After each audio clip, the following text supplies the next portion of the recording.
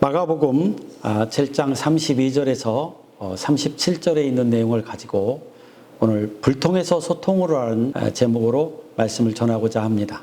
예수님께서 갈릴리 바닷가 부근에서 귀가 먹고 말이 어눌한 사람을 만났습니다. 그에게 굉장한 고통이 있었죠. 들리지 않고 말을 더듬는다고 하는 것은 굉장히 불편하고 답답한 겁니다. 그래서 그가 보이기 때문에 자유자재로 갈등은 있으나 남들의 말을 듣지 못하고 자기의 의사를 표현할 수 없었던 그런 사람이었습니다. 그에게 예수님은 다가가셨습니다. 그리고 남들과 다른 곳으로 좀 데리고 가서 조용히 그에게 어루만지셨습니다. 그리고 손가락으로 귀에 대고 침을 발라 입에 바르시면서 에파타 외치십니다. 그 순간 그가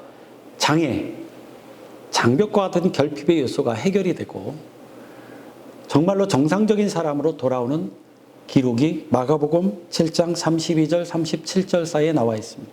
도대체 이 말씀이 무엇일까요? 왜 성경에는 이 말씀이 기록되어 있을까요? 그리고 우리에게는 무엇을 전해주고자 하기 위함일까요? 여러분들은 이 말씀을 듣고 어떤 생각을 하십니까? 장애인이 회복된 이야기입니까? 그렇게 볼 수도 있습니다. 그러나 만약에 단순히 장애인이 회복된 거였다면 성경에서 굳이 이것을 그렇게 기억할 이유가 충분한가? 그 이상의 어떤 의미가 있지 않을까라고 하는 겁니다. 말 더듬는 자, 귀 먹은 자에 대한 사건을 조금씩 하나씩 풀어보도록 하겠습니다. 우선 귀는 정보를 수용하는 기관입니다. 말귀를 못 알아듣는다.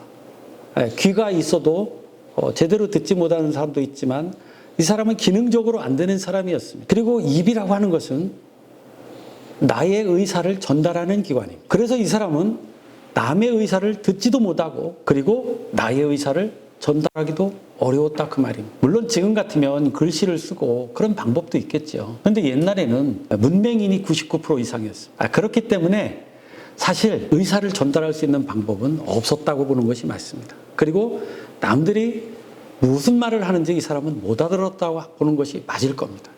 한 번은 독일에서 오신 모교에서 교수님 한 분을 모시고 그 용인 쪽에서 학교로 오는 길이었습니다. 근데 그분이 굉장히 궁금하셨나 봐요. 한국에 온 지 한 3일 정도 됐는데 나에게 정말로 궁금해서 묻는 게 있어요. 무엇을 묻냐면요. 한국에는 왜 이렇게 건설 현장이 많습니까? 그 영종도 공항 상공에서 보니까 우리나라에는 멀겋게 건설하는 곳이 참 많아서 그것도 참 이상하다 싶었는데 고속도로를 다니고 도로를 다니다 보면 곳곳에 굉장히 많은 도시들이 짓고 있는 것을 볼 수가 있었습니다. 그때 이제 동탄 신도시가 막 개발되니까 그 쪽에서 굉장히 가까운 곳에 있어서 아마 그걸 볼 수 있었던 기회가 많이 있었던 것 같습니다. 그래서 왜 한국에는 이렇게 건설을 많이 하냐고 묻습니다. 그래서 제가 웃었죠. 독일은요 사실 100년 전 사진과 지금 사진이 큰 차이 없는 거리가 굉장히 많습니다.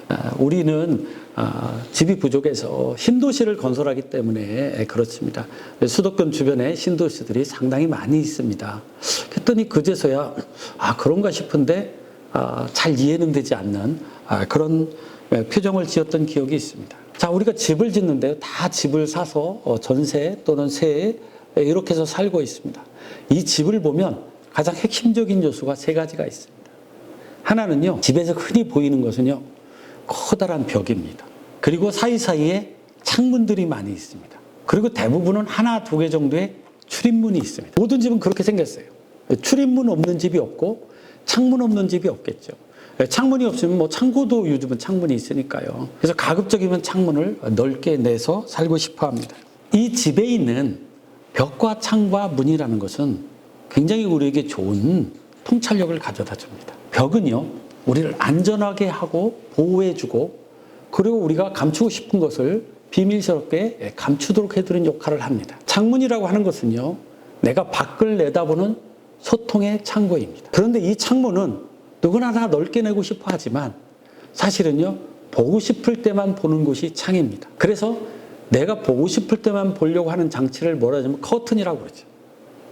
커튼을 달아놓고 치우고 내가 보고 싶을 때 보고 닫으면 실상 창문이지만 역할은 벽하고 똑같습니다. 그리고 우리는 문을 달아서 드나들게 하죠. 자, 이 세 가지는 집에 전부 다 있는 것입니다. 오늘 불통과 소통이라는 주제로 이야기하면서 오늘 귀가 막히고 입이 닫힌 사람의 이야기와 더불어 이 벽과 창과 문이라는 것은 우리에게 굉장히 많은 이야기를 해주고 있습니다. 완전히 벽으로 둘러싸인 집은 사실상 없습니다. 그렇죠? 적절한 벽이 필요합니다. 마찬가지로 우리도 사실은 세 종류의 사람이 있을 수 있습니다. 한 사람은 벽과 같은 사람입니다. 절대로 남들과 교류하지 않고 대화가 되지 않고 자기만의 고집에 빠진 사람이겠죠. 그리고 어떤 사람은 창문과 같은 사람이 있습니다. 자기가 필요할 때만 나와서 소통하는 사람이죠. 그런데 문과 같은 사람은요, 굳게 닫혀 있는 것 같지만 자기가 항상 드나들고요, 남들도 들어올 수 있도록 소통하는 공간입니다.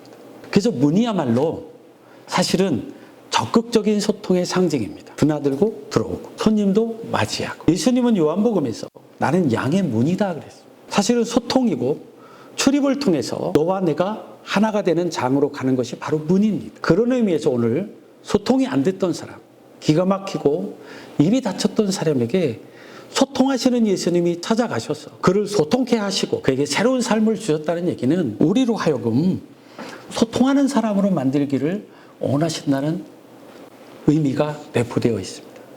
그런데 사람만 세 종류가 아니라요, 나 자신도 세 종류가 있습니다. 나 자신도 벽이 있을 때가 있고요, 남에 대해서 창이 있을 때가 있고요, 남에 대해서 문의 역할을 할 때가 있습니다. 여러분은 어떤 사람입니까? 사실은 카페 같은 데 가면요, 다 벽을 등지고 앉으려고 그럽니다. 그리고 창가에 앉으려고 그럽니다. 문가에 앉기는 쉽지가 않죠. 문은 번잡하고 소란스러운 곳입니다. 뭔가 불안한 자리죠. 그래서 우리는요, 심정적으로 문을 열고 남을 맞이하기보다는 사실은 벽가에, 창가에 앉는 것처럼 좀 더 소극적인 태도로 일상을 살아갑니다. 오늘 마가복음 7장에 있는 이야기는 우리에게 본능적으로 일상에서 소극적으로 소통하는 사람들에게 좀 더 적극적으로 소통하도록 그 길을 터주시고, 스스로 소통을 잘하셨던 예수님께서 누구나 품으시면서 우리에게 부르십니다. 너희도 소통하는 자가 되라. 벽이나 창문을 넘어서 문과 같은 사람이 되라고 말씀하고 계십니다. 사실 레위기에 보면요, 흠결이 있는 사람은 하나님 곁에 갈 수 없다고 되어 있습니다. 유대인들은요, 육체적 흠결이 있는 사람들은 사실은 강제적으로 소외시켰습니다. 나병 환자라든지요, 신체가 불편한 사람들은 율법을 제대로 지킬 수가 없었죠. 그래서 그들은 시민이 아니고 공동체의 사람이 아니었습니다. 그들은 소외된 자들이었습니다. 그러나 예수님께서는 그에게도 찾아가셨습니다. 그래서 소통하시는 예수님은 그를 소통케 하셨습니다. 사랑하는 여러분, 예수님을 통해서 소통하시고 소통케 하는 자가 되셔서 벽이나 창문과 같은 사람이 아니라 문과 같은 양의 문이라고 얘기하셨던 예수님의 길을 기쁜 마음으로 따라가시기를 원합니다. 감사합니다.